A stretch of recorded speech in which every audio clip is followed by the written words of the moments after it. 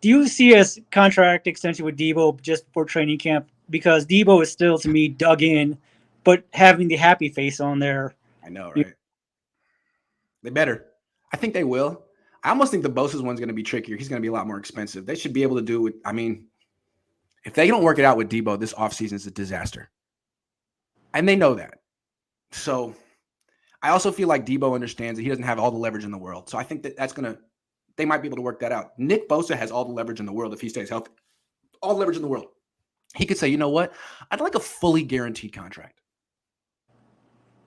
What are the Niners going to do with that? I'd love to know. They've never done that before.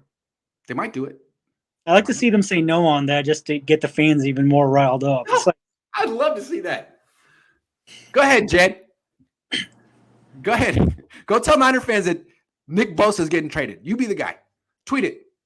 Hey, we're trading him. Trade him for a draft pick and then draft someone with a messed up knee. Do that because that works every time for the 49ers. Yeah. Yeah. And this gets two last points. Do you see?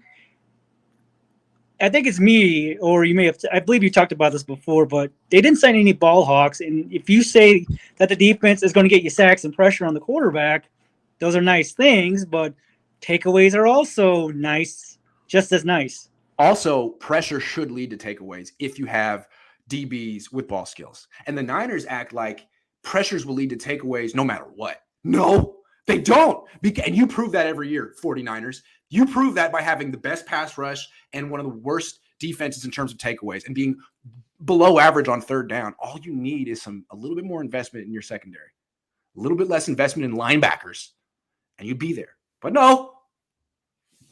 You think the Niners would know that they don't need to spend all this money? I mean, Fred Warner, God love you, dude, but Dre Greenlaw's good. Azeez Al-Shaair is good. They don't need to spend on linebackers. You need to spend on DBs because you don't just pull elite ones out of thin air like you do with linebackers somehow. Sorry.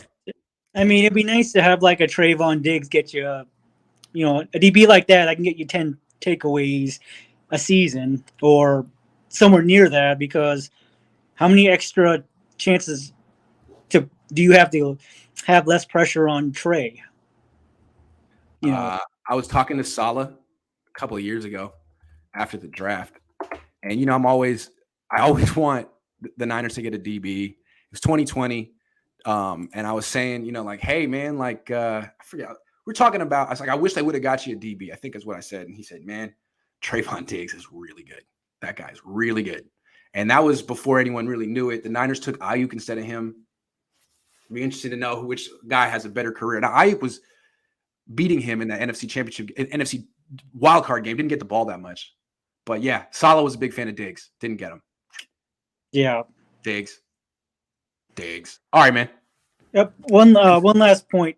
Yep. With Jake Brendel, he's been in the NFL since 2016 or thereabouts. Yep. Why do you think that they have so much faith in him as a starter when nobody gave him the starting job outside of maybe, a spot start here and there?